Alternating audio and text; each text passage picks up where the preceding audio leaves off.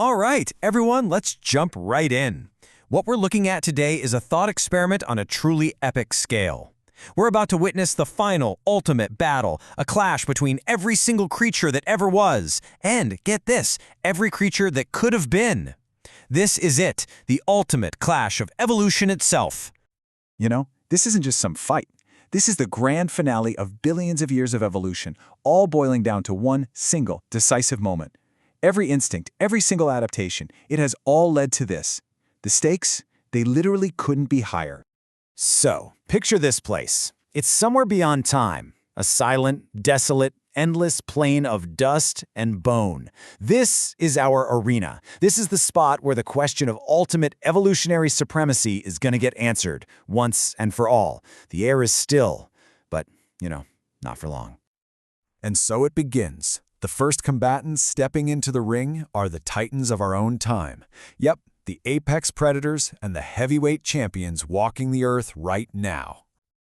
And here they come, just pouring onto the plain from every single direction. It's pure unpredictable chaos. You can just imagine the ground shaking, right? That's the sound of elephants charging rhinos. The air is just filled with the roars of bears and tigers locked in this brutal combat.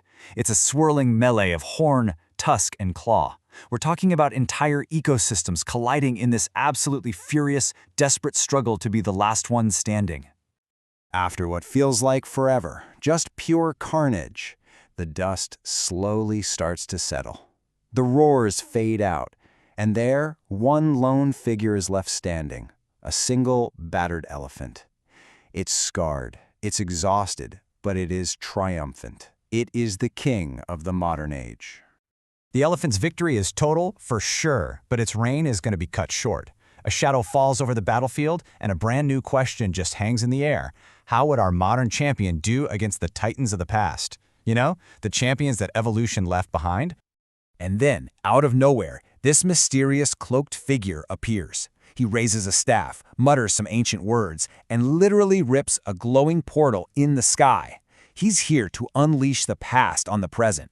He calls it the Great Paleo-Summoning. Through that portal storm, the giants of prehistory. First, saber-tooths and direwolves flood the field. They're followed by the unbelievable bulk of woolly mammoths and ground sloths. But they're just the opening act, because then the true titans emerge. Spinosaurus, Giganotosaurus, and finally, the Tyrant King himself, the T-Rex, whose every single step just splits the earth. The battle that happens next, wow. It makes that first round look like a little warm-up. Tusks are clashing with teeth in this storm of dust and thunder. But let's be real. Against the sheer, predatory perfection of the Tyrannosaurus Rex, even our victorious elephant doesn't stand a chance. As silence falls again, a single, terrifying shadow remains. The T-Rex is the apex of all time. The wizard steps forward again. He speaks, and his words, they signal a huge shift in the very nature of this fight. We're leaving the world of history, of what was, and we are entering the realm of pure possibility. He drives his staff into the ground, and a new gateway opens up. This one doesn't lead to the past, though. It leads to a place completely outside of our reality. So, welcome to the final round, where the combatants are beings that never were, but absolutely could have been. So this brings us to a pretty wild, kind of mind-bending concept called animal space. Just try to picture this for a second. Imagine a vast, infinite landscape that contains every possible form evolution could have taken, but never did. It's like a library of every biological blueprint imaginable. Evolution on our world? Well, it just followed one tiny little path through this infinite space. But what about all those other paths? That's where these new combatants come from. And from this gateway emerge creatures born from pure biological possibility. We're talking a panther whose limbs each have their own mind, a reptile that has mastered its body temperature so well it can literally breathe plasma, a being that combines the intelligence of the deep sea with the power of a land animal. These aren't just animals anymore. They are living, breathing ideas made real. So, in this new arena, the rules have totally changed. The T-Rex, the absolute peak of physical warfare, is now basically obsolete. This is a conceptual war. Strength isn't measured in bite force anymore, it's measured in the power of the biological idea a creature represents. The very laws of physics have become weapons. The whole battlefield just dissolves into this shimmering, reality-bending chaos. The sky is folding in on itself, the ground ripples like water. These creatures of possibility are battling, and every single strike changes the rules of biology itself. And then, out of this conceptual storm, one final form begins to emerge.